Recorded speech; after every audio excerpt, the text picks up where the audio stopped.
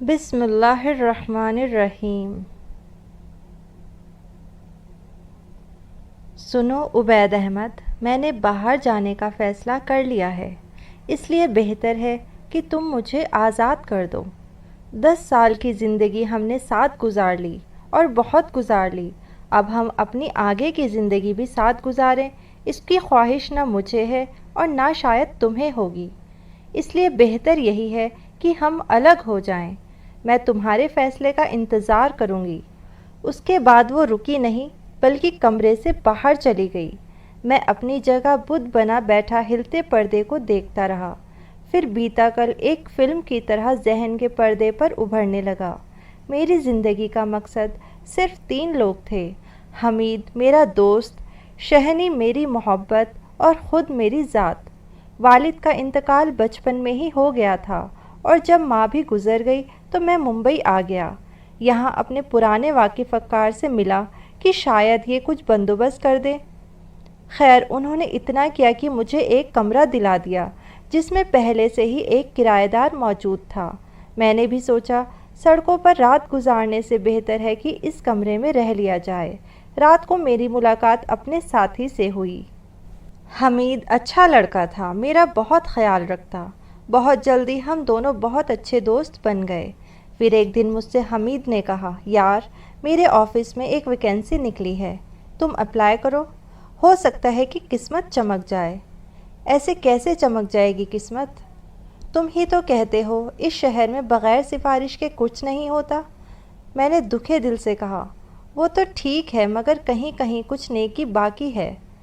تم قسمت آزمائی تو کرو۔ اور پھر میرے نہ کرنے کے باوجود بھی حمید نے میرے لیے اپلائی کر دیا اور زبردستی انٹرویو کے لیے بھی لے گیا۔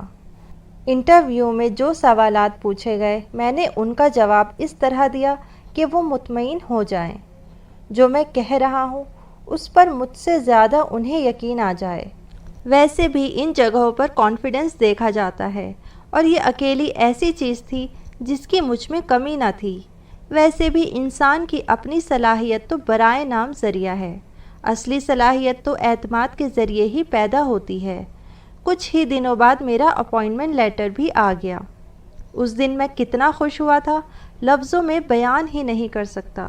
پہلا دن آفس میں اچھا گزرا، پھر رفتہ رفتہ سب سے جان پہچان بھی ہو گئی، مگر 1-2 لڑکیاں تھیں جو صرف ہائے ہیلو تک ہی رہتی، اور ان میں وہ بھی تھی۔ کچھ گھبرائی، تھوڑی جھجکی، صرف کام سے مطلب رکھنے والی۔ ایک دن آفس کے سارے لوگ بریک میں لنچ کے لیے گئے تو میں بھی اٹھنے لگا۔ اچانک میری نظر شہنی پر پڑی۔ وہ شاید بہت مصروف تھی۔ کیا آپ لنچ پر نہیں جائیں گی؟ میرے پوچھنے پر اس نے چونک کر سر اٹھایا اور پھر خود ہی جھکا بھی لیا۔ وہ دراصل مجھے بہت کام ہے اور کل میڈم بھی آنے والی ہیں، اس لیے سارا کام آج ہی مکمل کرنا ہے۔ اس نے نظر جھکائے ہی جواب دیا، میں نے سنا تھا کہ باہر نکلنے والی لڑکیاں بہت بولڈ ہوتی ہے، مگر یہ… خیر، پھر میں بھی آج ادھر ہی لنچ کر لیتا ہوں۔ پھر میں نے اسے کچھ کہنے کا موقع دیے بنا ہی چائے اور برگر کا آرڈر دے دیا۔ آپ یہاں پر کب سے ہیں؟ مجھے اس سے بات کرنے میں مزہ آ رہا تھا۔ ابھی کچھ دن پہلے ہی جوائن کیا ہے۔ آپ یہ جاب شوقیہ کر رہی ہیں یا پھر… میری بات پر اس نے حیرانی سے نظر اٹھائی اور مجھے اس وقت پتہ چلا کہ اس کے چہرے پر اس کی آنکھیں بہت زیادہ خوبصورت ہیں۔ میں اس فیملی سے تعلق رکھتی ہوں جہاں صرف مسائل دیکھے جاتے ہیں، شوق نہیں۔ اس کی بات سن کر لمحہ بھر کو میں خاموش رہ گیا۔ میرا خیال ہے لنچ ٹائم ختم ہو گیا۔ لوگوں کو آتے دیکھ کر میں نے کہا اور کھڑا ہو گیا، سنیں یہ چائے اور برگر کے۔ اس نے کچھ روپے میری طرف بڑھائے۔ نو پرابلم، آج میری طرف سے، میں نے آرام سے کہا، لیکن وہ کچھ بولنا ہی چاہتی تھی کہ میں نے ٹوک دیا، پلیز۔ جب ایک ہی جگہ کام کرتے ہیں تو اتنی خیریت نہیں رکھتے۔ یہ میری اس سے پہلی بات چیت تھی اور پھر اکثر ہم لوگ لنچ ٹائم میں باتیں کرتے، اپنے اپنے مسئلے بتاتے۔ میرا تو خیر کیا مسئلہ تھا، چھڑا تھا۔ البتہ شہنی کی بہت پرابلم تھی، والد اس کے تھے نہیں، 2 بہنیں اور بھائی چھوٹے تھے، یعنی پڑھ رہے تھے، اور ماں بیمار رہتی تھی۔ اکیلے گھر کا بوجھ اٹھا رکھا تھا اس نے۔ مجھے بہت حیرت ہوئی تھی اس پر۔ آفس میں میڈم بھی آ چکی تھی اور سب کام میں مصروف تھے۔ یار حمید، یہ اپنی میڈم کیسی ہیں؟ رات کو لیٹتے ہوئے میں نے پوچھا۔ کیوں، تم نے نہیں دیکھا؟ نہیں یار، ابھی تک سامنا ہی نہیں ہوا۔ میرے کہنے پر وہ ہنس پڑا۔ کافی سخت ہے اپنی میڈم، تبھی تو ملز اور گھر اکیلے چلا رہی ہے۔ اگر تمہیں ان سے ملنے کا شوق ہے تو اپنے کام میں مسٹیک کر دو، دوسرے لمحے سامنے موجود ہوں گی۔ وہ مجھے مشورہ دے کر لیٹ گیا اور لمحے بھر میں سو بھی گیا۔ ویسے بھی اسے بہت صبح اٹھنا پڑتا تھا کیونکہ آج کل وہ سائٹ پر کام کر رہا تھا۔ دوسرے دن میں آفس کے لیے نکلا تو 15 منٹ لیٹ ہو چکا تھا۔ جا کر بیٹھا ہی تھا کہ چپڑاسی آ گیا۔ آپ کو میڈم بلا رہی ہیں۔ میں جانتا تھا کہ کیوں بلایا جا رہا ہے، اس لیے خاموشی سے چل پڑا۔ 1 منٹ میں کرسی پر بیٹھا سوچ رہا تھا کہ میڈم کیا کریں گی؟ مجھے لیٹ آنے پر ڈانٹیں گی، آئندہ لیٹ نہ ہونے کی وارننگ دیں گی، یا پھر… اور اس سے آگے میری سوچ بکھر گئی کیونکہ دروازہ کھول کر بہت تیزی سے کوئی اندر آیا تھا۔ ذاکر انکل، یہاں بیٹھ کر اس فائل کو کمپلیٹ کر لیں اور اگر کوئی مسٹیک ہو تو بتائیں۔ پھر وہ میرے سامنے آ کر بیٹھ گئی۔ میری نظریں بلا ارادہ ہی اٹھی تھی مگر پھر جھکنا بھول گئیں۔ یہ نہیں کہ وہ بہت حسین تھی، بلکہ اس لیے کہ وہ بہت چھوٹی تھی، یا لگ رہی تھی۔ کم سے کم اس پوسٹ کے لحاظ سے وہ کافی کم عمر تھی۔ شاید مجھے اس کے چہرے پر اس کی نظریں جمائے کافی دیر ہو گئی تھی، تبھی تو اس نے میری طرف دیکھا اور پھر لگاتار 10 منٹ تک دیکھتی ہی رہی، یہاں تک کہ گھبرا کر میں نے ہی سر جھکا لیا۔ تب شاید وہ مسکرائی یا پھر میں نے ایسا محسوس کیا۔ خیر، وجہ جو بھی ہو، مجھے کافی الجھن محسوس ہوئی۔ تو آپ ہیں عبید احمد؟ تھوڑی دیر بعد وہ بولی۔ انکل ذاکر نے آپ کی کافی تعریف کی ہے۔ ذاکر صاحب یہاں کے مینیجر تھے۔ ویسے تو آپ کا کام اچھا ہے، ہمارے آفس کو آپ جیسے ہی لوگوں کی ضرورت ہے۔ مگر آج آپ لیٹ ہو گئے ہیں، وجہ بتانا پسند کریں گے؟ ویسے بھی جو مسلسل ٹھیک جا رہا ہو اس کی مسٹیک پر حیرانی ہوتی ہے۔ اس کا لہجہ واقعی نرم تھا، یا پھر اس وقت ہو گیا تھا۔ خیر، وجہ جو بھی ہو، میرے ساتھ وہ بہت اچھی تھی، بہت سافٹ۔ پھر برابر میڈم کو میری ضرورت پڑنے لگی۔ وہ مجھ سے کافی حد تک فرینک ہو گئی۔ آفس کے بارے میں مجھ سے مشورے بھی لیتی، جو پسند آتا یا نہ آتا اس پر جھٹک کر منع کر دیتی۔ اس کی اتنی عنایت دیکھ کر آفس کے لوگ مجھ سے جلنے لگے۔ آفٹر آل ہمدانی ملز کی مالکن فدا ہمدانی کوئی عام چیز تو نہ تھی۔ عبید صاحب، مجھے آپ سے ایک بات کرنی ہے۔ اچانک میری میز پر شہنی کی آواز گونجی۔ جی فرمائیے۔ میں فائل بند کر کے اس کی طرف دیکھنے لگا۔ کیا آپ آج میرے ساتھ اسٹاپ تک چلیں گے؟ اس کی بات پر میں نے حیرانی سے سر اٹھایا۔ وہ اصل میں… آگے اس سے بات مکمل نہ ہو سکی۔ اس کی آنکھوں میں پانی بھر آیا۔ لڑکیاں واقعی مجبور ہوتی ہیں۔ اس لمحے میں نے سوچا تھا اس نے یہ بات اسٹاپ پر کھڑے منچلے لڑکوں کی وجہ سے کہی تھی۔ اکثر مجھے ان لڑکوں پر غصہ آیا، مگر میں اکیلا سماج کو نہیں سدھار سکتا۔ پھر چھٹی کے بعد میں اسے اس کے گھر تک چھوڑ کر آیا۔ فدا ہمدانی کچھ دنوں کے لیے لندن چلی گئی تو مجھے بھی کچھ اوپری کاموں سے فرصت ملی اور میں شہنی کی طرف دھیان دینے لگا۔ آفس میں جو فارغ ٹائم ملتا اس میں ہم دونوں باتیں کرتے، اپنی اپنی پرابلمز بتاتے، لطیفے سناتے، ہنسی مذاق کرتے۔ آج موسم صبح سے خراب تھا۔ میرا آفس جانے کا موڈ تو نہیں تھا، مگر میں پھر بھی چلا گیا۔ آفس میں لوگ بھی موسم کو انجوائے کر رہے تھے۔ شام تک ہلکی ہلکی بوندا باندی شروع ہو گئی۔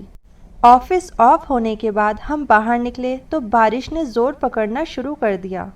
اسٹاپ پر شہنی کھڑی بس کا انتظار کر رہی تھی۔ بارش کی وجہ سے اس کے کپڑے گیلے ہو کر جسم سے چپک گئے تھے۔ شہنی، آئے آپ کو گھر چھوڑ دوں؟ اس کی حالت دیکھ کر میں نے آفر کی۔ میری بات پر اس نے انکار کرنے کی کوشش کی، مگر پھر وہ اسٹاپ پر رش بڑھتا دیکھ کر بیٹھ گئی۔ تھوڑی ہی دور گئے تھے کہ بارش نے تیزی پکڑ لی اور طوفان کی صورت لے لی۔ کم سے کم میرے لیے تو وہ طوفان ہی تھا، اور بائک نے آگے چلنے سے انکار کر دیا۔ کیا ہوا؟ شہنی کی پریشان آواز آئی۔ کچھ نہیں بھائی، ابھی چل پڑے گی۔ میں نے اسے تسلی دی، حالانکہ میں جانتا تھا کہ اتنی تیز بارش میں یہ کبھی نہیں چلے گی۔ میرا خیال ہے شہنی، کچھ دیر اس دکان کے باہر بیٹھ جاتے ہیں، بارش ہلکی ہوگی تو چلیں گے۔ میں نے سامنے ہی بنی شاپ کی طرف اشارہ کیا تو اس نے حیرانی سے نظریں اٹھائی۔ آپ کا خیال ہے کہ اگر یہ بارش رات تک ختم نہیں ہوگی تو ہم کیا رات بھر یہیں بیٹھے رہیں گے؟ میں نے ختم ہونے کا نہیں، ہلکی ہونے کا کہا ہے۔ ویسے بھی طوفان جتنا تیز ہوتا ہے اتنی ہی جلدی تھم بھی جاتا ہے۔ آخر وہ مان گئی اور ہم آگے جہاں تھوڑی سی بیٹھنے کی جگہ تھی بیٹھ گئے۔ اب صرف ہلکی ہلکی بوندیں ہی ہماری طرف آ سکتی تھیں، دور دور تک سڑک بھی سنسان تھی۔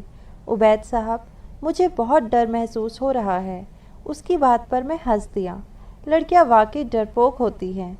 میں نے تسلی کے لیے اس کی طرف دیکھا مگر بولنا بھول گیا۔ بارش کے قطرے اس کے چہرے پر سے پھسل پھسل کر گر رہے تھے۔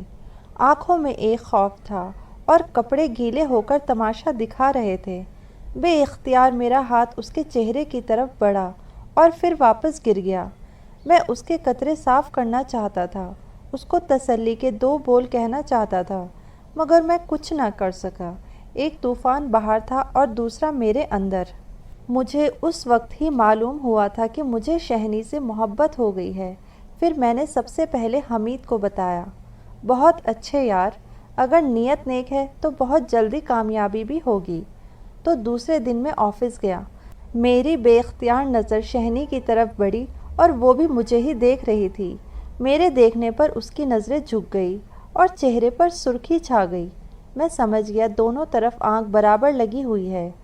پھر ہم دونوں میں جو ایک معمولی سی جھجک تھی وہ بھی ختم ہو گئی۔ ہم خوب باتیں کرتے۔ نہیں عبید صاحب، شادی تو ابھی میں نہیں کر سکتی۔ ابھی مجھے بہت کچھ کرنا ہے۔ اپنے دونوں بھائیوں کو کچھ بنانا ہے، بہنوں کو اس قابل کرنا ہے کہ اپنے لیے کچھ کر سکے۔ اس نے بھررائی آواز میں کہا، چلو میں انتظار کر لوں گا۔ میں نے اس کے ہاتھ پر اپنا ہاتھ رکھ کر تسلی دی اور پھر فدا ہمدانی لندن سے واپس آ گئی۔ کچھ روز سکون سے گزرے، پھر ایک دن میرا بلاوا آ گیا۔ عبید صاحب، آپ کو میڈم بلا رہی ہیں۔ چپڑاسی کہہ کر چلا گیا۔ میں اندر گیا تو وہ شاید میرا ہی انتظار کر رہی تھی۔ پورا روم خالی تھا، ورنہ عام طور پر ذاکر صاحب ہوتے ہیں۔ بیٹھے، میں چپ چاپ بیٹھ گیا۔ تھوڑی دیر تک کمرے میں سناٹے کا راج رہا، پھر جیسے بم پھٹا۔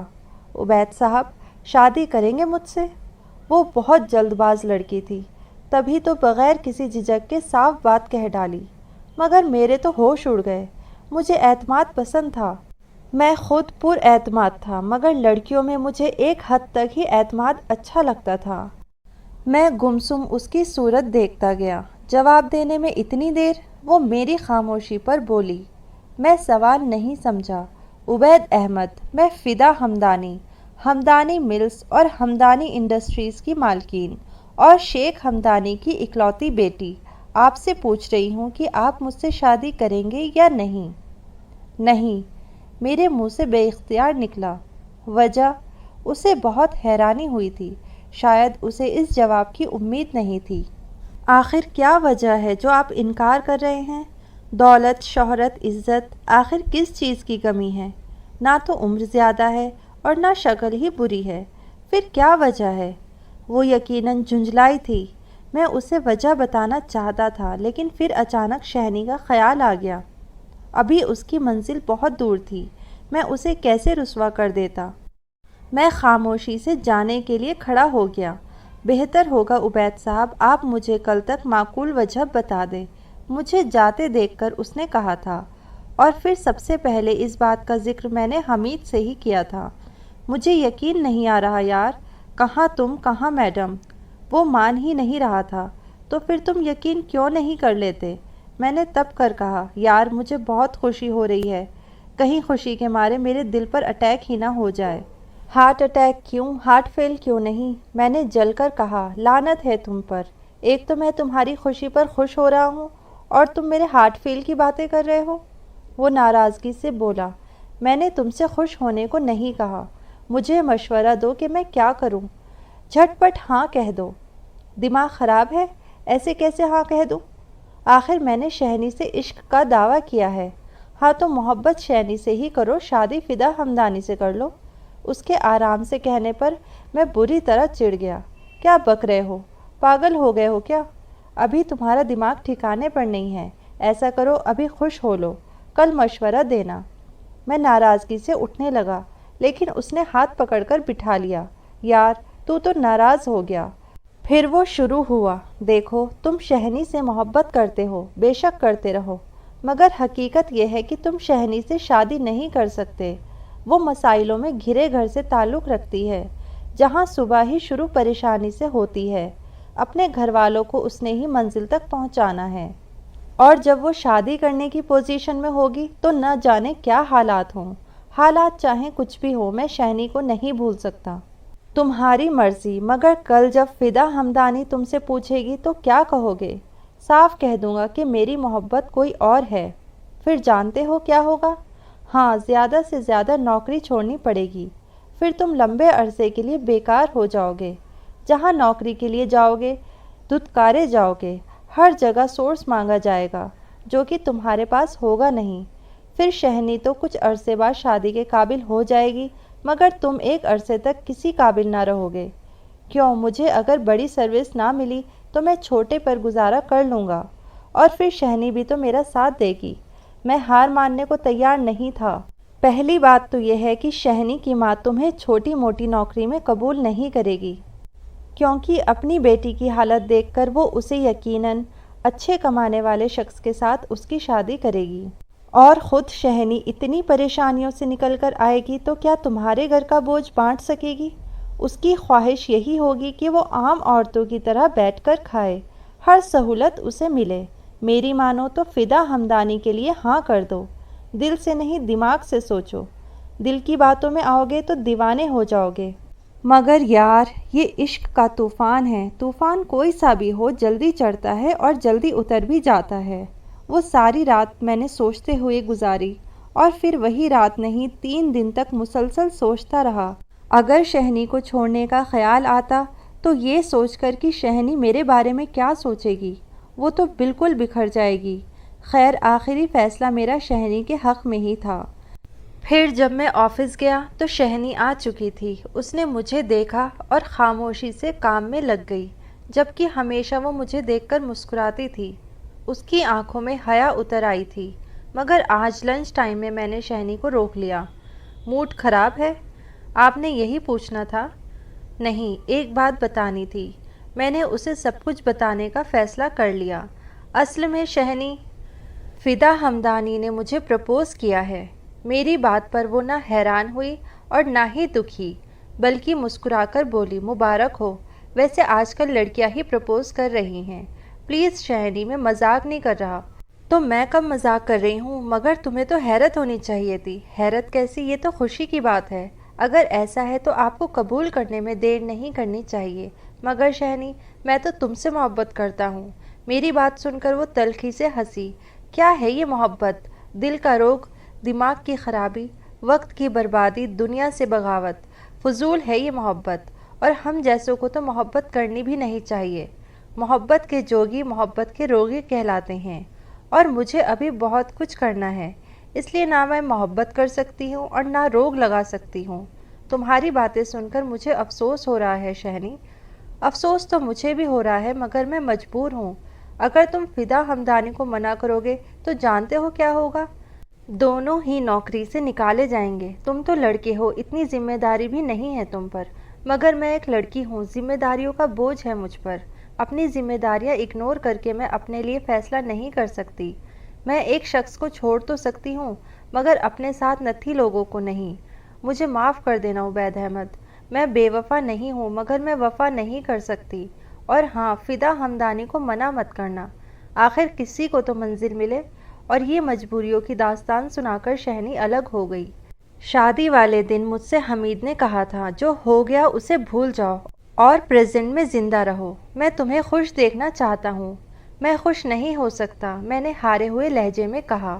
یہ دنیا بڑی عجیب جگہ ہے، یہاں ہر کسی کو سب کچھ نہیں ملتا۔ آج نہ سہی کل ضرور تم خوش ہوں گے۔ اور ہاں، یہاں سب کچھ ہو سکتا ہے، ضروری نہیں جس سے محبت ہو اس سے شادی بھی ہو جائے، مگر جس سے شادی ہو اس سے محبت خود بخود ہو جاتی ہے۔ اور پھر وقت رکا نہیں، شادی ہوئی اور ختم بھی ہو گئی۔ نہ دھوم دھڑاکا، نہ ہنسی مذاق اور نہ ہی بدائی، کیونکہ میں خود ہی فدا ہمدانی کے گھر آ گیا تھا۔ گھونگھٹ اٹھا کر میں نے صرف ایک جملہ بولا تھا، بلکہ ایک سوال پوچھا تھا۔ آج مجھے بتا دو فدا ہمدانی، تم نے شادی کے لیے میرا ہی انتخاب کیوں کیا؟ ویسے تو مجھے اسے فدا ہمدانی نہیں کہنا چاہیے تھا، مگر میں کیا کرتا، میں اسے قبول ہی نہ کر سکا۔ اس نے میری بات پر نظر اٹھا کر دیکھا۔ بلا شبہ وہ بہت حسین لگ رہی تھی۔ پھر بولی، آئیڈیل پر میرا یقین ہمیشہ سے ہے، کیونکہ آئیڈیل حقیقت ہے۔ پھر بھی اگر ہم کسی شخص کو آئیڈیل صورت میں دیکھنا چاہتے ہیں تو کسی ایسے شخص کو ہی اپنا آئیڈیل بنائیں جس کا کردار مضبوط، ارادے نیک اور خود پر بھروسہ پکا ہو۔ اب یہ اتفاق کی بات ہے کہ مجھے ایسا شخص اپنے آفس میں ہی مل گیا۔ یہ بات نہیں ہے کہ مجھے اعتماد سے بھرے لوگ ملے نہیں، بہت سے ملے، مگر اکثر لالچی تھے، پکا پکایا چاہتے تھے۔ میں نے بچپن میں پڑھا تھا کہ ہمیشہ جیت کی امید رکھو، ہمیشہ اپنے دل پر بھروسہ رکھو۔ آپ کے چہرے سے، آنکھوں سے، باتوں سے، چال ڈھال سے جیت کی کرنیں پھوٹے۔ خود جیت حاصل کر کے دوسروں کو جیتنے کا موقع دے۔ ویسے بھی ایک انسان کی ترقی سے دوسرے انسان کو خود بخود فائدہ حاصل ہوتا ہے۔ بس اس وقت سے میں نے جیتنا سیکھ لیا۔ بہت چھوٹی عمر میں میں نے حالات سے مقابلہ کرنا سیکھ لیا اور آج تک جیتتی چلی آ رہی ہوں۔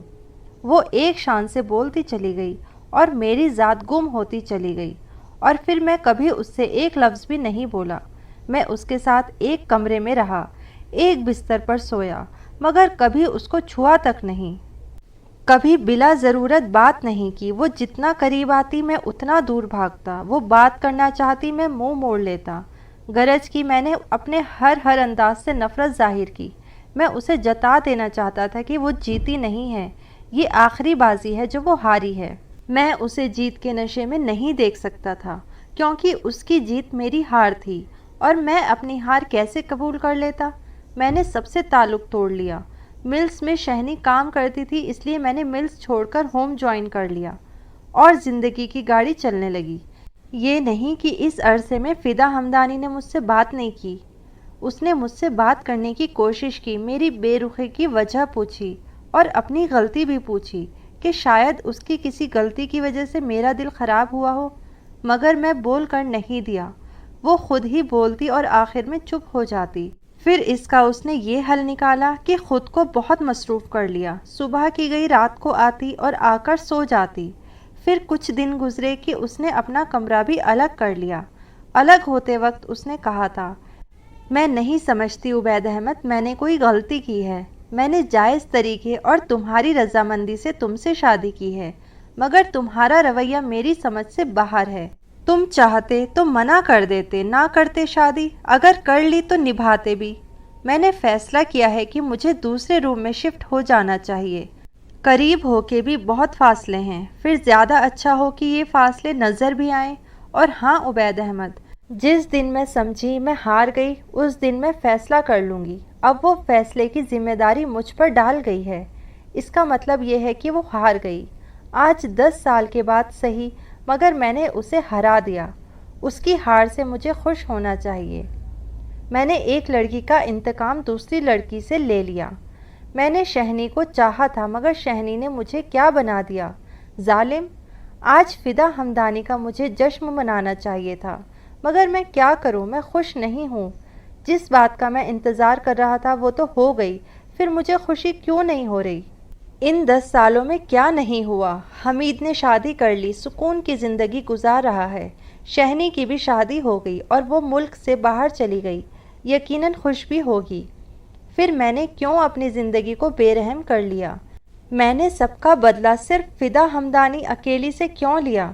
آج مجھے احساس ہو رہا ہے میں بے حد کمینہ ہوں، اور میری یہ سوچ شاید اس بات کا ثبوت ہے کہ کیسے بھی صحیح میرے دل میں فدا کے لیے نرم گوشہ پیدا ہو گیا۔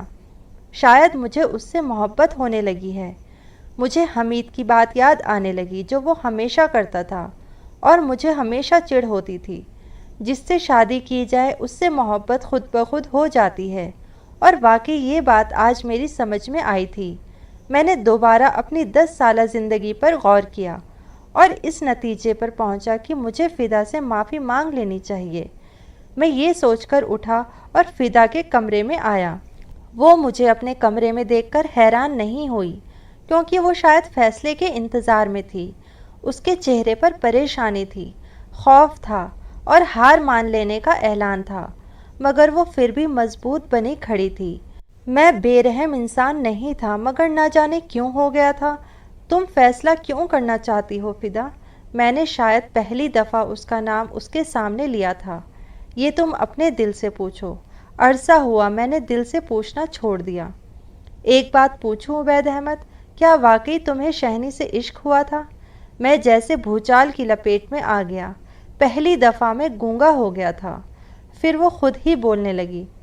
میں سوچتی تھی آخر کیا وجہ ہے تمہاری بے رخی کی، پھر میں نے پتہ لگا لیا۔ معلوم کرنا میرے لیے کوئی مشکل نہیں تھا، مگر میری سمجھ میں دیر سے آیا۔ میں پھر بھی خوش فہمی کا شکار رہی۔ افسوس ہو رہا ہے اب اپنی حماقت پر۔ تم دونوں کے بیچ میں میری ذات سینڈوچ بن کر رہ گئی، مگر اب میں اور برداشت نہیں کر سکتی۔ 2 گھنٹے بعد میری فلائٹ ہے، اس لیے میں نکل ہی رہی ہوں۔ البتہ تمہیں نکلنے کی ضرورت نہیں، کیونکہ میں نے یہ گھر اور انڈسٹریل ہوم تمہارے نام کر دیا ہے۔ یہ رہے اس کے پیپرز۔ اس نے کاغذوں کا پلندہ میرے سامنے رکھا، اور پھر نہ جانے مجھے کیا ہوا، میرے سامنے جتنے کاغذ تھے میں نے سب پھاڑ دیے۔ کمرے میں جتنی چیزیں تھیں سب اٹھا کر پٹک دی اور بے اختیار سر تھام کر زمین پر بیٹھتا چلا گیا۔ وہ افسوس سے میری طرف بڑھ آئی۔ پھر نہ جانے مجھے کیا ہوا کہ میں اختیار اسے تھام کر بولا، پلیز فدا مجھے معاف کر دو۔ وہ ایک دم گھبرا گئی۔ یہ کیا کر رہے ہو عبید؟ تم کہو کہ تم نے مجھے معاف کیا۔ میری غلطیوں کی، کوتاہیوں کی تم جو چاہو سزا دے لو، مگر مجھے چھوڑ کر مت جاؤ۔ میں نہیں رہ سکتا تمہارے بغیر۔ شہنی میرا گزرا ہوا کل تھی، مگر تم میرا پریزنٹ ہو۔ شہنی کے ساتھ میرا کیا رشتہ تھا اس کو چھوڑ دو، مگر تمہارے ساتھ میرا کیا رشتہ بن گیا اسے محسوس کرو۔ وہ بھری سی آنکھوں سے مجھے دیکھ رہی تھی، اس کی آنکھوں میں بے یقینی تھی۔ میرا یقین کرو فدا، مجھے نہیں معلوم کہ ایسا کب ہوا، مگر ایسا ہوا ضرور ہے کہ تم میرے لیے سب کچھ بن گئی ہو۔ 10 سال پہلے ٹھیک اسی تاریخ کو میں نے یہ سب کچھ چاہا تھا، مگر مجھے کیا ملا؟ لمبی سزا۔ اور آج جب کہ میں نے ہر خواہش ختم کر لی ہے تو مجھے یہ سب سننے کو ملا ہے۔ مجھے خوش نہیں ہونا چاہیے مگر میں خوش ہوں۔ مجھے نفرت کرنی چاہیے مگر ایسا نہیں ہے۔ وہ میرے سامنے گھٹنوں کے بل بیٹھی اور میرے ہاتھ پکڑ کر پھوٹ پھوٹ کر رو دی۔ شاید وہ بھی 10 سال کا غبار نکال رہی تھی۔ تم نہیں جاؤ گی نا فدا؟ میرے پوچھنے پر اس نے نہیں میں سر ہلایا۔ میں نے لمحہ لمحہ تنہائی کاٹی ہے عبید، مگر اب نہیں۔ پھر چلو فدا، ہم دعا کرتے ہیں کہ آئندہ کبھی ہمارے بیچ یہ عذاب نہ آئے۔ تنہائی بے شک لمحہ لمحہ تھی، دبے پاؤں گزری تھی، مگر ہمیں ان تنہائیوں نے مناسب وقت پر ایک کر دیا۔